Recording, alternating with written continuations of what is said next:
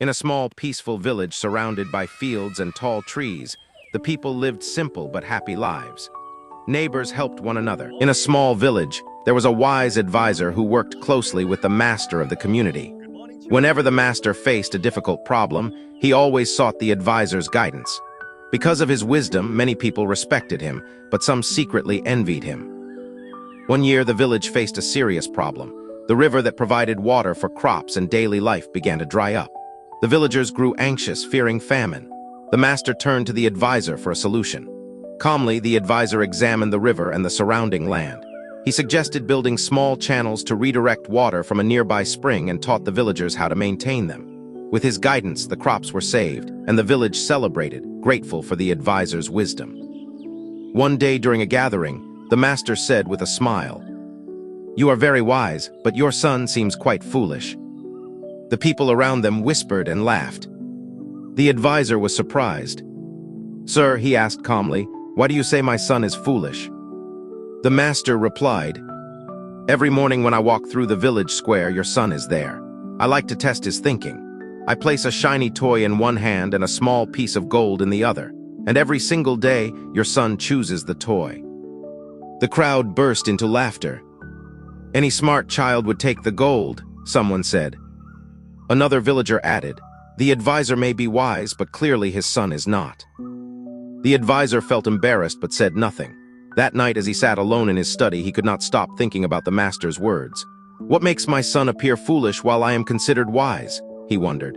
"Could it be that he did not take after me, or perhaps there is something I cannot yet understand?" He stared at the flickering candle, his mind racing. "I will need to see for myself. I must understand my child, not just what others say." The next morning, before anyone noticed him, the advisor quietly went to the village market. He stood behind a fruit stall, hidden from view, and waited. Soon, the master arrived. Villagers gathered, curious to see the daily test. The advisor watched his son standing among the crowd. The master smiled and called the boy forward, holding out a shiny toy in one hand and a small piece of gold in the other. "Choose," the master said. The entire crowd watched carefully. The boy picked the toy without hesitation. The villagers laughed and teased. Some children shouted, "Toy boy, toy boy." But the boy did not argue.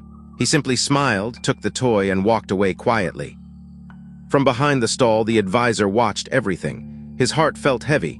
That evening, he called his son. "My child," he said, "tell me honestly, if someone offered you a toy or gold, which would you choose?" The boy answered immediately, "The toy, father." The advisor frowned. "But gold is far more valuable. Why do you keep choosing the toy? People are laughing at you." The boy smiled calmly. "Father, let me show you something." He led his father to a small room and opened a hidden wooden box. Inside were hundreds of colorful toys. The advisor stared in surprise. "Where did all these toys come from?" he asked. The boy replied, "Every morning the master offers me the same choice, toy or gold. If I took the gold, the game would end. But by choosing the toy, I continue the game every day, and every day I receive another toy." The advisor stood silently. Slowly, a proud smile appeared on his face. Months passed. The boy carefully kept every toy he received.